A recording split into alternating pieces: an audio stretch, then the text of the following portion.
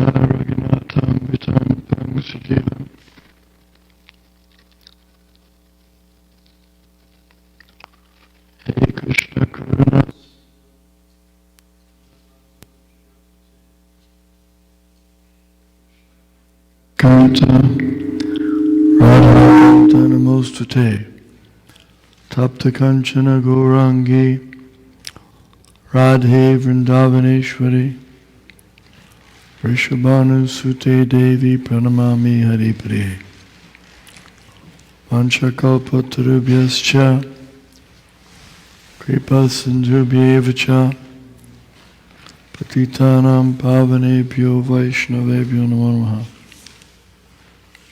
Shri Krishna Chaitanya Prabhu Nityananda Shri Advaita Gadadhar Shivasadi Gaur Bhaktivedanta Hare Krishna Krishna Krishna Hare Hare Hare Rama Rama Rama Hare Hare. So in the Vedic culture there's 7 mothers: Ado Mata Guru Patni Brahmani Raja Patnika, Datri, Denu Datri, Tata Prithvi, Satvaika, Matara Smrita.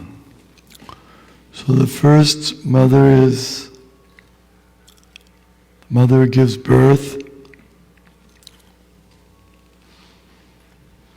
Adomata Guru Patni, the wife of the Guru, is also a mother. Brahmani, the wife of the Brahmana.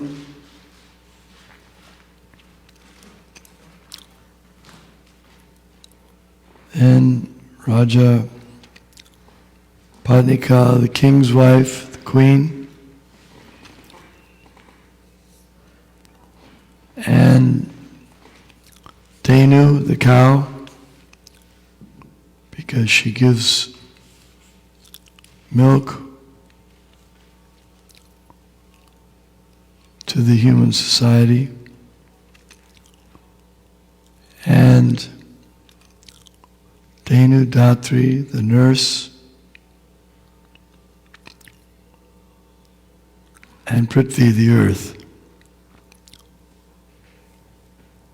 Mother Earth. She's supplying food and so many things. So these are the mothers, and they should all be respected as mothers.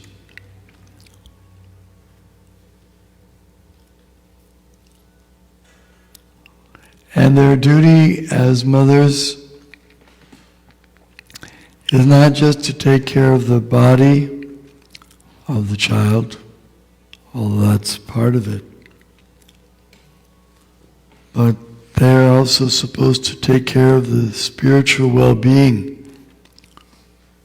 of their children.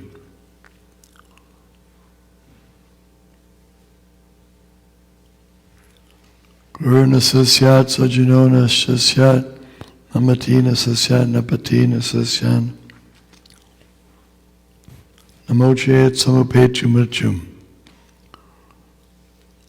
One should not become a guru or a mother or a father or a husband or a king unless he can deliver his dependents from the cycle of birth and death.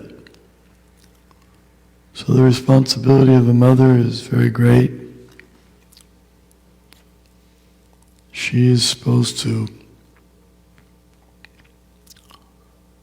train her children how to become devotees of the Lord. Then they don't have to take birth again in this material world.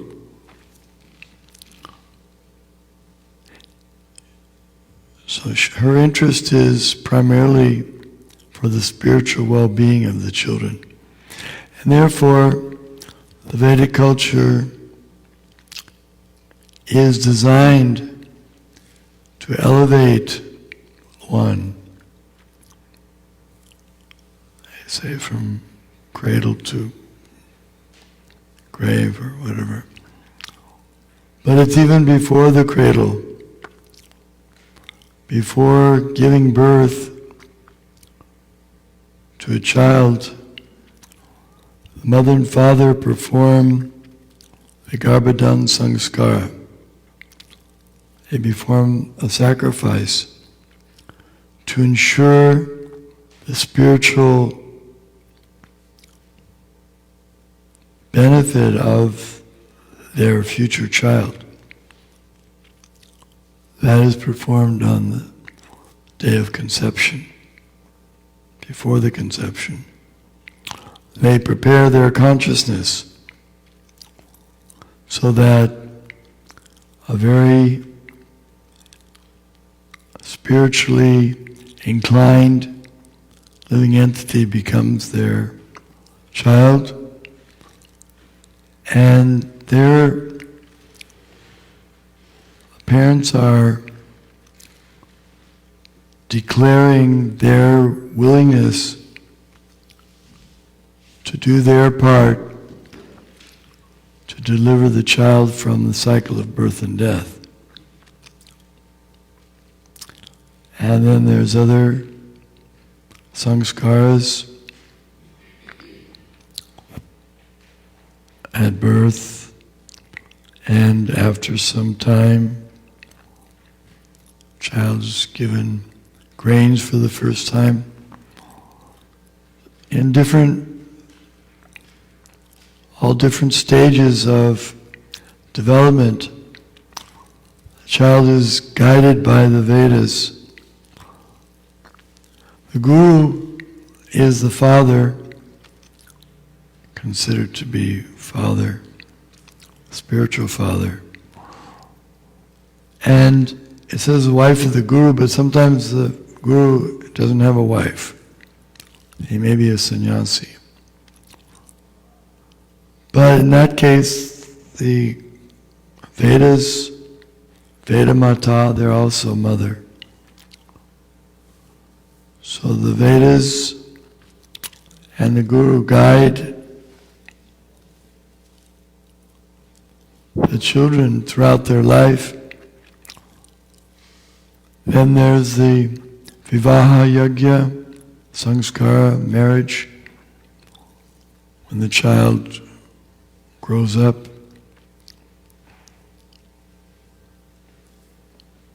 So this is Vedic culture.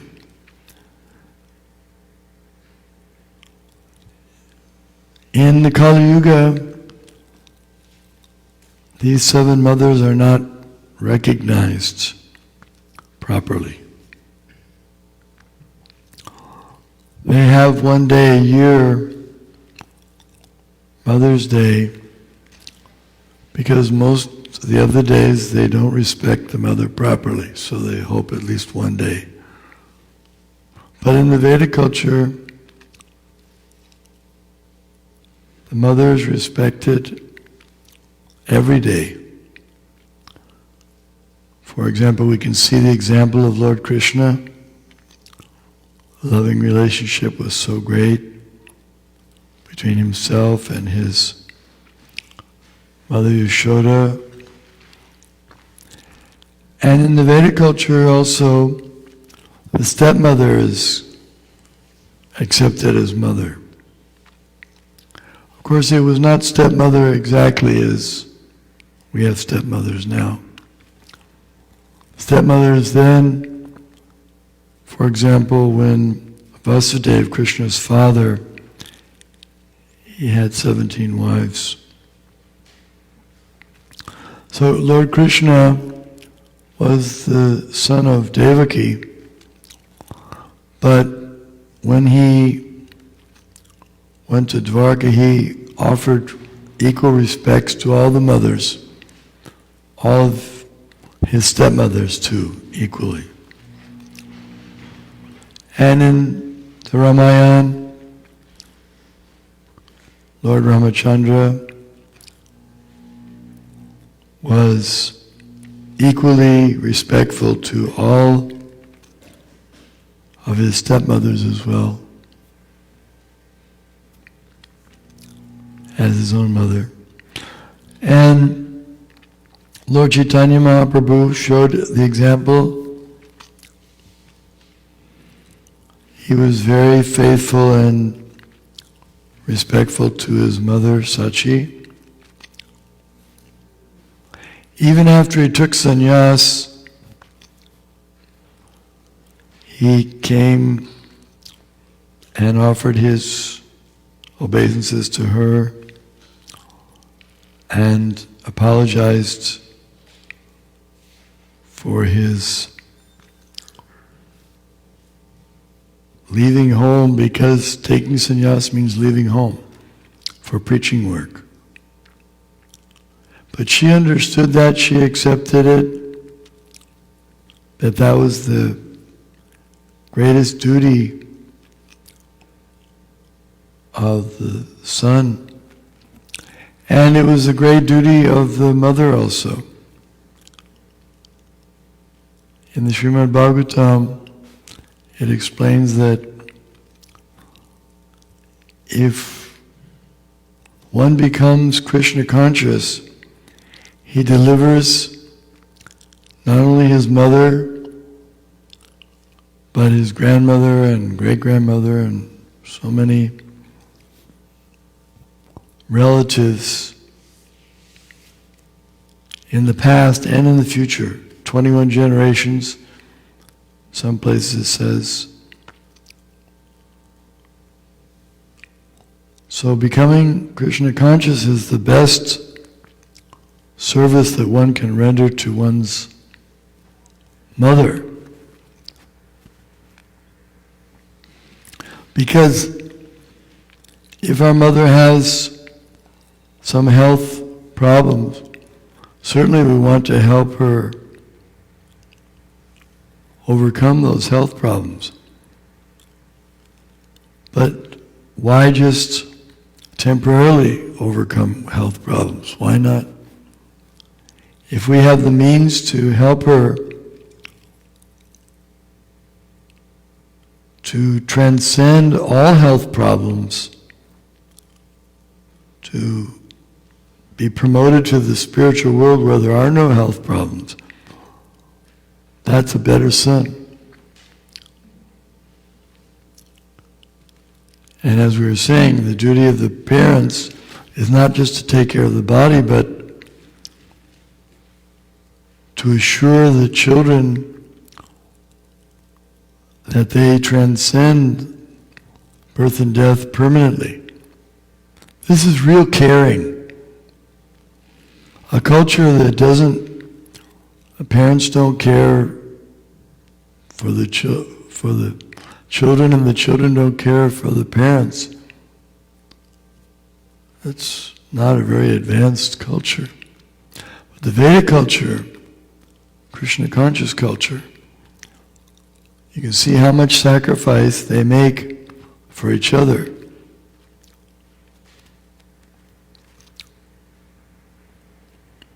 So Lord Chaitanya, when after he paid his obeisances to his mother, and he asked her, what would you ask me to do? What would you? And she said, I'd like you to make your headquarters in Jagannath Puri. Jagannath Puri is not so far from Navadvip. It's some distance, but it's not so far like Vrindavan or something like that. So he agreed. She wanted to be able to hear news about his activities, because devotees from Navadvip often go to Jagannath Puri, and they would come back and they would give news of Lord Chaitanya. So he agreed. He went there and he made that his residence for the remaining 24 years of his life on earth. And Kapila Dev, he's so devoted to his mother. His name is Devahuti Putra, Kapila Dev. He's famous as the son of Devahuti. Not even famous so much as the son of his father is illustrious, but more so Devahuti. It's said in Vedic culture that generally the male son inherits the qualities of the mother. So if the mother is good, Prabhupada would often say that to his disciples' mothers. Many times his disciples would introduce their parents to Prabhupada, and Prabhupada would appreciate, yes, the mother and parents, to produce such a nice devotee, they must be very good. So that is their credit.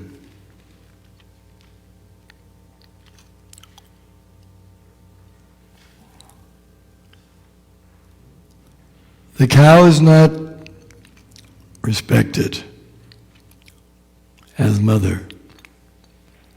We drink the milk of the cow, and then we send to the slaughterhouse. So that's not proper. The cow should not be killed. It says the mother should not be killed. And we can see that Mother Cow has been supplying the nutritious milk for thousands of generations.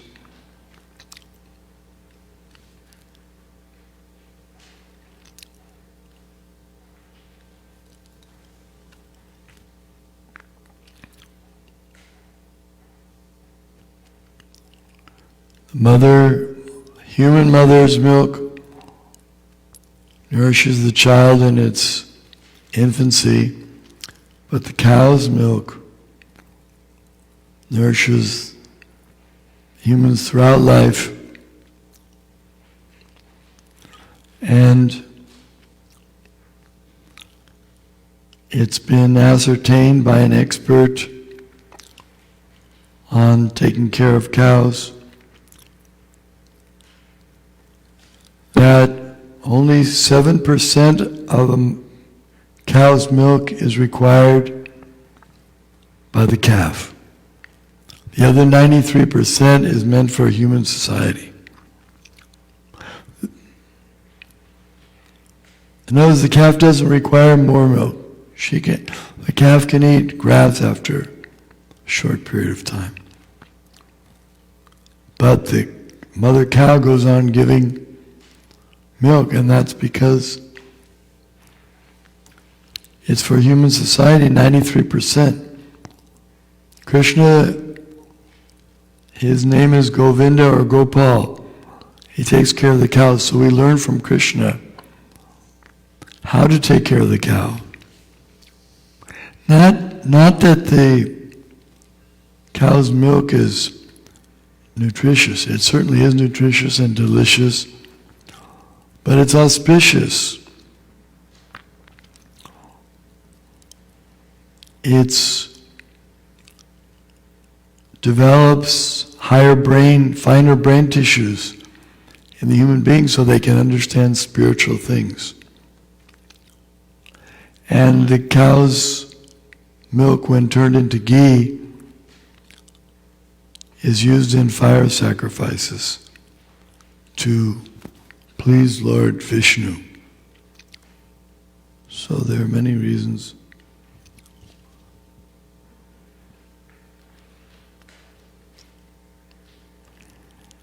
And we mentioned eight mothers. So the eighth mother is explained by Chanakya Pandit, Matravat Paradareshu.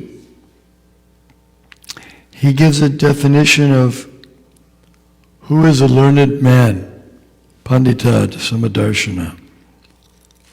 And one of the criterion is that he sees all women except his own wife as mother. That's a pandit. A pandit, a learned person, is not just one who has some degree, academic degree. Mantravat paradareshu, paradravyeshu lostravat. Atmanam.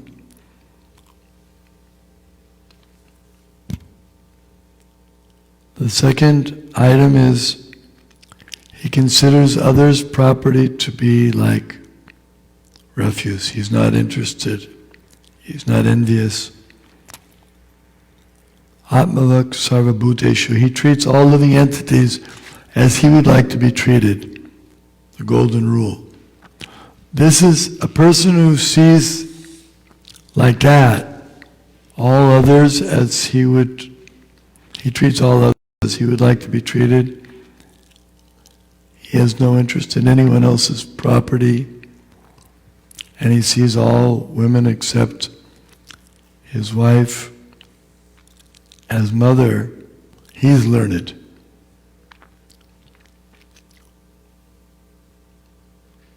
But we see that there aren't very many learned people these days. Generally we're seeing all women as objects of sense gratification instead of offering them respect and service. Do we have any questions or comments? Yes?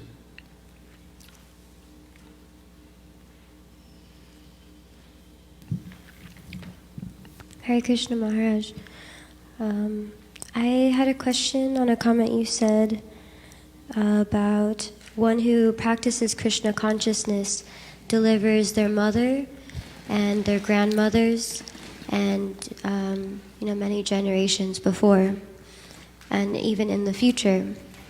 So I was wondering, like my grandmother had left her body, so as I try to practice Krishna consciousness, is that delivering her, and how does that affect her if she has another material body now? She gets a notice. You have the opportunity. Your granddaughter has become a pure devotee, And if you like, you can come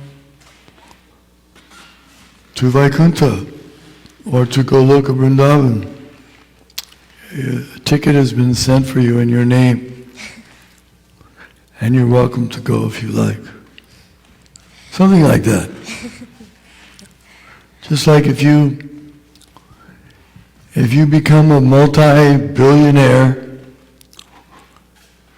and you decide that I want to do something nice for all my relatives, I didn't do anything for them up till now, and you make a trust fund for them,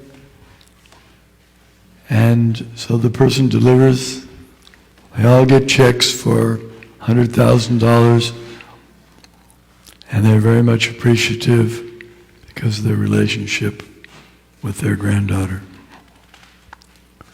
So Krishna, he likes to please his devotees. Whatever he can do to please his devotees, he likes to do it. This was spoken by Lord Nrsingadev to Prahlad after the battle between Hiranyakashipu and Lord Nrsingadev, and Prahlad Maharaj was saved by the Lord. The Lord said, "You're so dear to me, you've undergone so much suffering on my behalf. I want to give you a benediction, ask me anything." And Prahlad declined. He said, I serve you because I like to serve you, not because I want something in return. Anyway, there was a discussion. Finally, Nrsingadev convinced him to ask for something. He said, "Okay, if I have to ask for something, I ask that please deliver my father." And Nrsingadev said, "Your father, that's already taken care of by your devotional service. 21 generations will be liberated.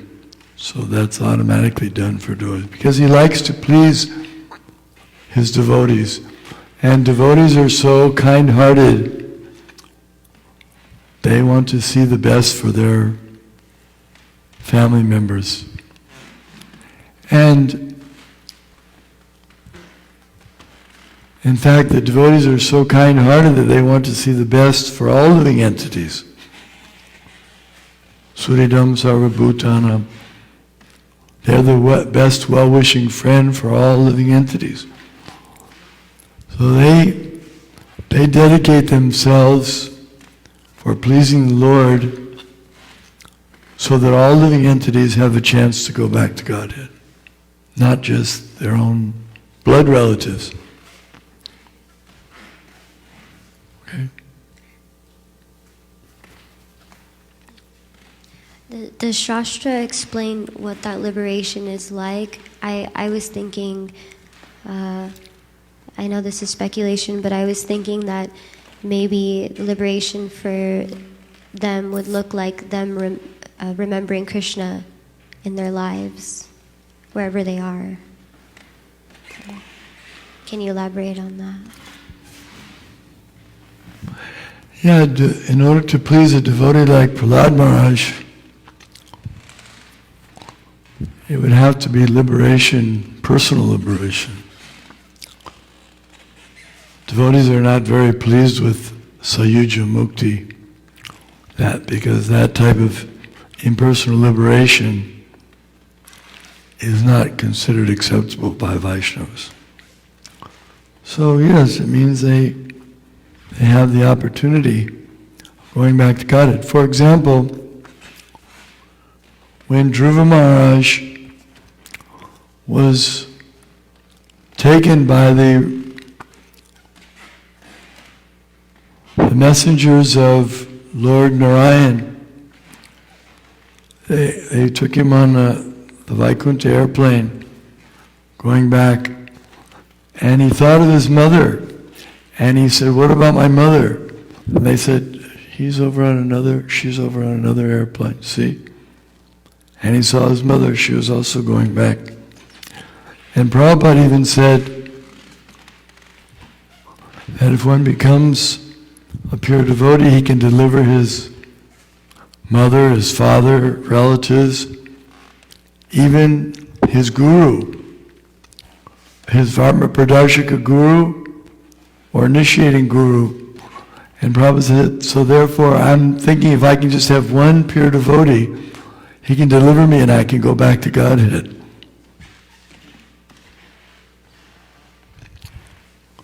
One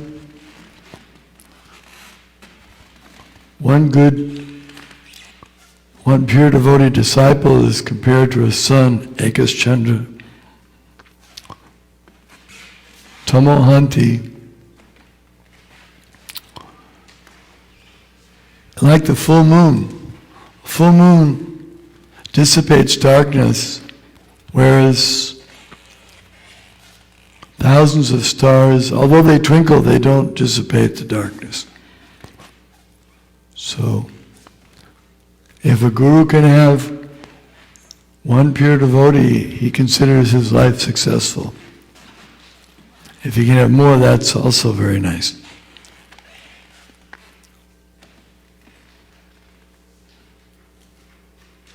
Yes. Anuradha Devidasi asks, how does one become a sincere devotee in spite of so many anarthas like laziness? Like what? Like laziness. Well, that's the nature of this age. Prayinal payusaksavya kalavasmin jujkedanaha manda sumanda matayo manda bhagya hubajutaha. These are the characteristics of this age. Short lifespan, lazy for self-realization, and then if one does make some attempt for self-realization, there are so many charlatans who will mislead them, take advantage of them, and people are always disturbed, unfortunate. So these are the characteristics of the age of Kali. It's not a surprise that we're lazy for spiritual life. But it says in the Bhagavatam, Kaler doshini de rajan yasti eko mahan gyana kirtanadeva krishnasya mukta sangha param bhajet. Although Kali Yuga is an ocean of faults, there's one good quality, that simply by chanting the names of Krishna, one can achieve perfection. So that's Lord Chaitanya's great gift, this chanting of the holy names of the Lord. Harinama, Harinama, Harinama eva kevalam, Kalovanas devanas devanas devagatiranyata. So even though we may be lazy, Krishna has made such an easy process that even a lazy person can chant sometimes, Hare Krishna. It's not so difficult. It doesn't take so much effort. You can make some nice music to accompany it if you like. Somehow or other. We have 24 hours in a day, and if we can set aside some time for chanting, then we become benefited, we become purified. Cheto darpanam arjanam, pavamaha devagni nirapanam, shayakaira vichandrika vitaranam, vidyavaru jivanam, Anandam Buddhivardhanam Pratipadam Purnamritas Vadanam Sarvatmasnapanam Param Vijayate Shri Krishna Sankirtanam.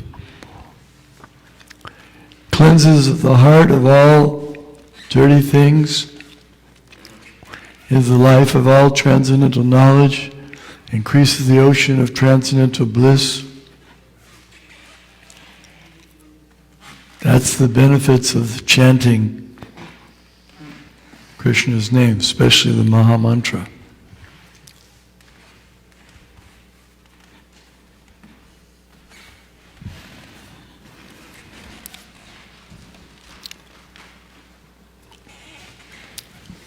Hare Krishna. So, is this whole connection with our material family life just a product of the false ego? Or is there like a deeper spiritual connection? Like, I might have had many different moms in my past from many different species or different lifetimes. So is it just like random connections we're passing through? Or is there like a deeper meaning? Generally, it's just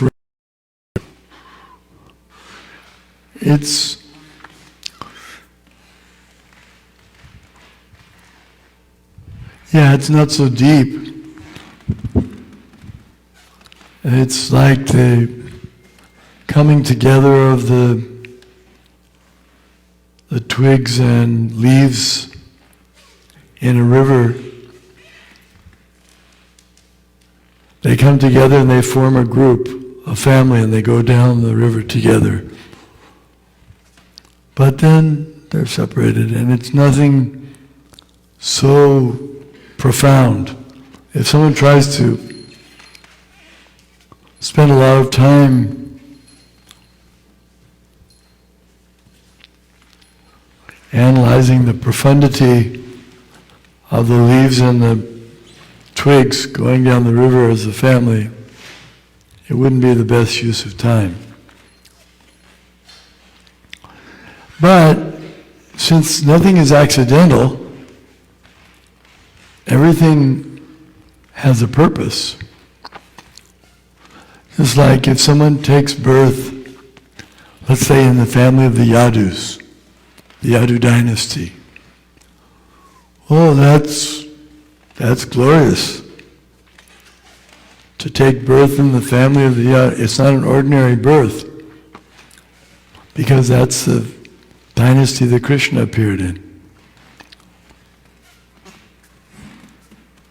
Or if one takes birth, for example, in Bharatbhumi, India, it's considered Punya Bhumi, a pious place. Just to take birth there,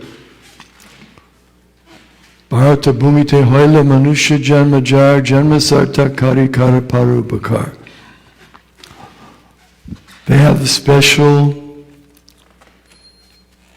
birthright, and that is that they should become Krishna conscious, and they should deliver the rest of the world.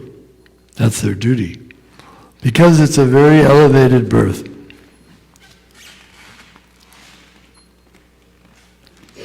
So simultaneously there is significance, but most of the births in the material world are just for paying off our karmic debts. The lower species especially are for working off our bad karma, whereas birth in the heavenly planets is the opportunity to enjoy the benefits of our pious activities. And the human form of life is a chance for both, and furthermore, it's a chance to create further karma, or if one takes up spiritual life, then he transcends the law of karma altogether.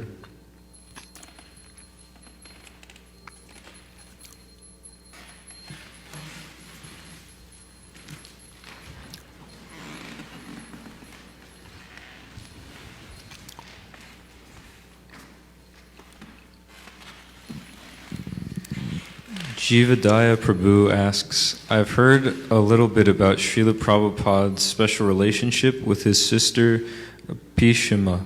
Could you elaborate a bit about his relationship with his sister?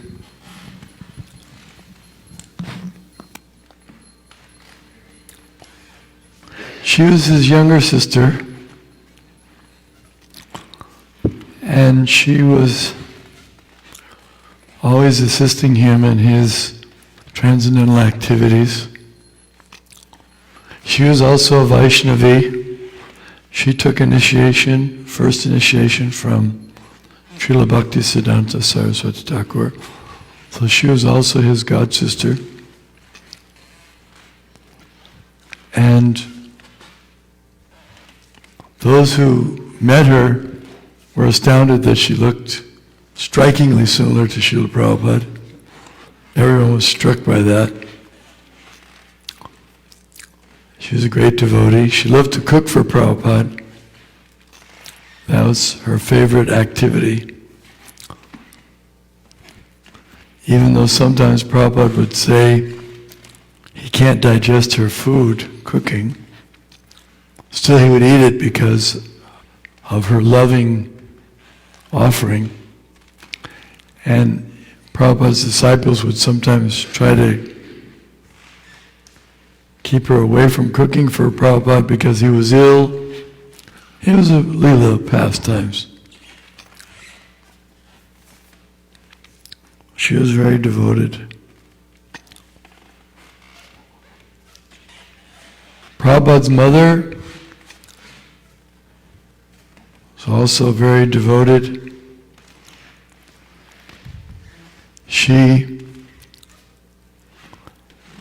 She took a vow that she would eat with her left hand until her son asked her why she was eating with her left hand. So this went on. She was eating with her left hand for several years, and at some age in his youth, Prabhupada said to his mother, "Mother, why are you eating with your left hand?" And she said, "Okay, from now on I'll eat with my right hand." And the reason she did that was that would ensure that he would live at least as long to fulfill her vow. So she was trying to ensure his longevity by her vows.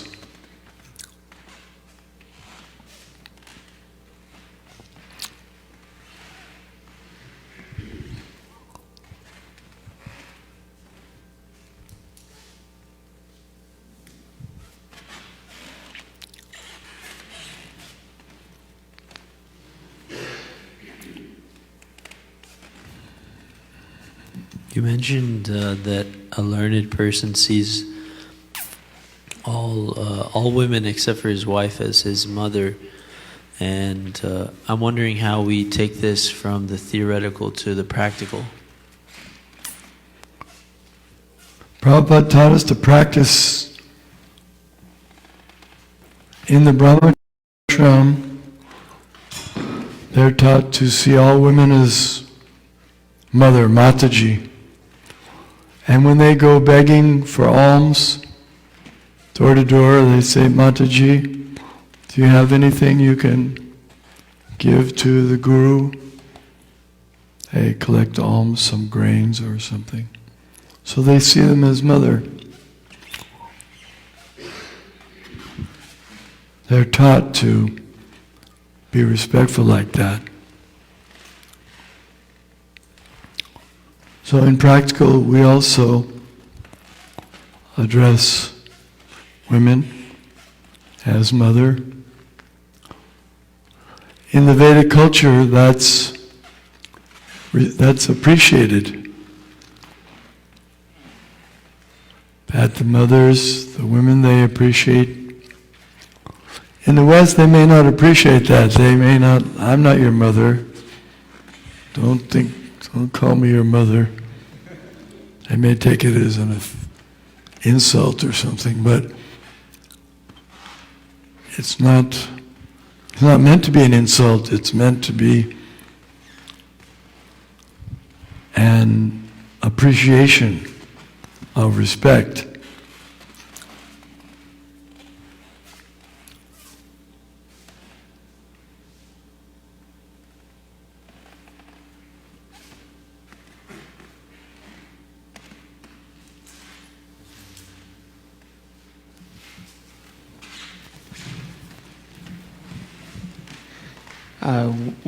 Hare Krishna Maharaj. One of the 8 mothers you mentioned is the cow. I was wondering, in today's day and age, with like the commercialized dairy farms, if that's like okay for us to drink, time, place, and circumstance, because we know we prefer ahimsa dairy, which involves no cow killing, yet we know in the commercial industry there's cow killing going on. There may be different views, but as far as Prabhupada's example, he used the commercial dairy products and offered them to Krishna, and they were essentially the same as they are now. The same things were going on then. But at the same time, he began Krishna conscious farm communities and cow protection, and he established that. So, as you mentioned, that's our goal. Our goal is to have not only ahimsa dairy products, non-violent, but even produced by devotees and cows that are engaging all their energies for Krishna. So that's the best thing.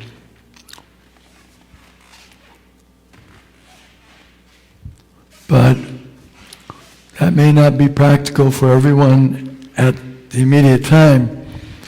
And the offering of dairy products to Krishna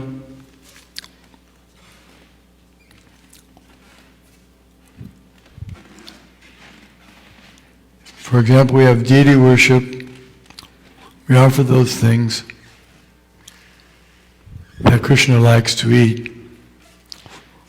In Kali Yuga, it's difficult to find anything that's completely pure. Even the air is contaminated, the water is contaminated, the ether is contaminated, the intelligence is contaminated, the earth is contaminated, the methods of transportation are contaminated, everything just goes on and on. So we try to find the best that we can. It's like the foods now, the vegetables. I can remember, even in my lifetime, that the vegetables from many years ago were much richer than they are now, and tasty. So we do the best we can. We offer the best that we can. And Krishna accepts. Krishna accepts. After all, the cows, they're sincerely doing their duty to produce milk. And then it's the duty of the humans to offer that milk to Krishna. And then they get benefited, the cows, and those who take the prasadam, they also get benefited. An important feature of dairy products is also that it replaces the desire for meat, for eating the flesh. Rather than taking the blood of the cow, we can take the milk of the cow, which is the blood transformed. But it's done in a nicer way. It's turned into milk, and then from milk we can make cheese and yogurt and curd and ghee and so many nice things. So there's several purposes that need to be achieved, and one of the main purposes is to give the people an alternative to eating flesh. And dairy products are very important in that regard. So there may be different suggestions, there are different ideas. Ideal is to have our own cows, protected cows. If that's not possible, then we can try to import from other areas. If that's not possible, if we can find some farmers in our area that could be sponsored, we could sponsor protection of the cows, certain cows, or that their methods of getting milk are more purified than others. We could sponsor that. Or we could avoid certain ones and make it known which are the best, and gradually, in this way, we can bring up the standard.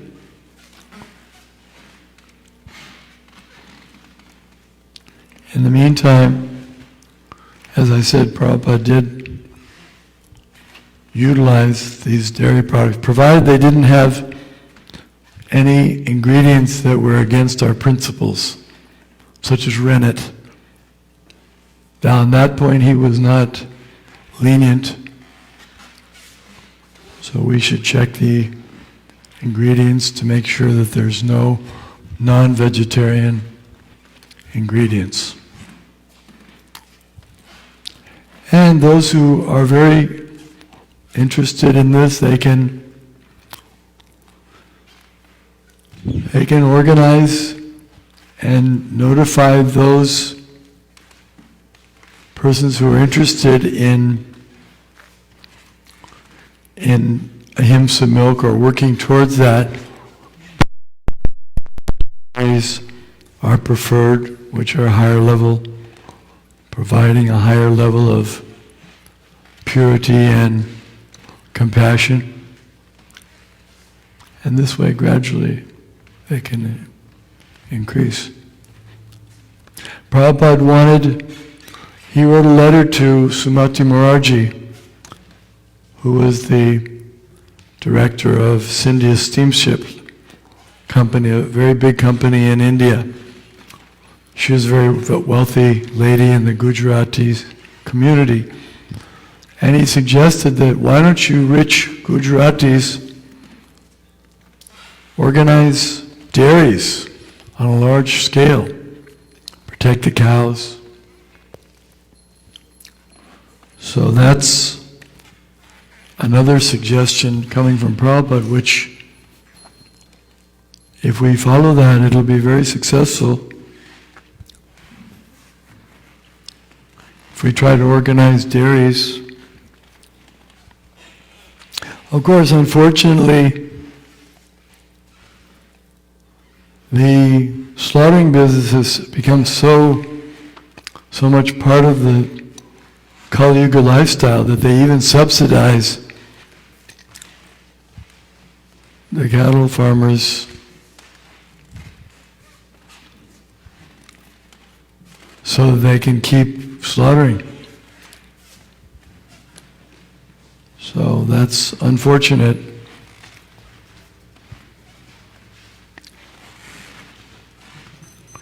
But still we can simultaneously work towards establishing our own cow protection programs, and at the same time encouraging those who are making strides towards improving wherever we find it.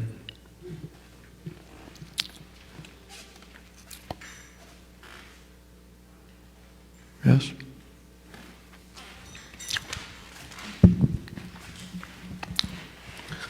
A similar question. You listed, the earth as one of our mothers. I was wondering about how we should go about our dealings in respecting the earth, or being environmental friendly. Like, for instance, a lot of times I see devotees at different temples use plastic and styrofoam when it's easy to have other things that you could wash and reuse, or many different circumstances.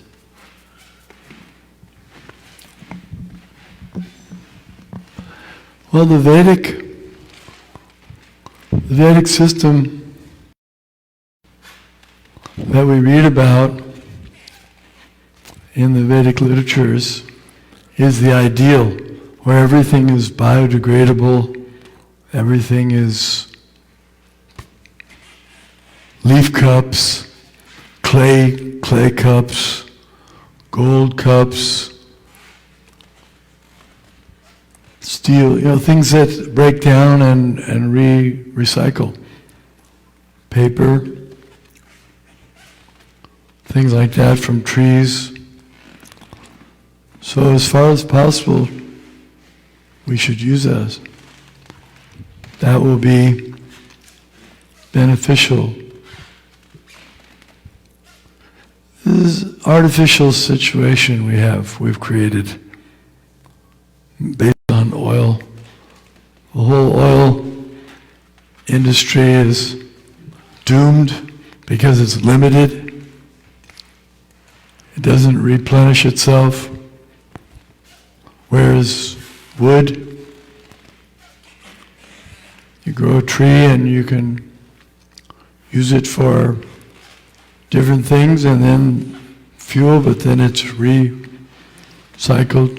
So the Vedic system is natural. These cities are not the way we have them now, with factories and brothels and casinos and slaughterhouses, so many things. They're completely unnatural, and they're not conducive to spiritual advancement. At the same time, devotees can use some of these things, like airplanes and automobiles, which seem to contribute to the contamination, but they use them for a higher purpose, to actually stop the contamination. I think we're ready for arati now. Thank you very much. Shri Shri Gaur Nitai ki jai. Srila Prabhupada ki jai.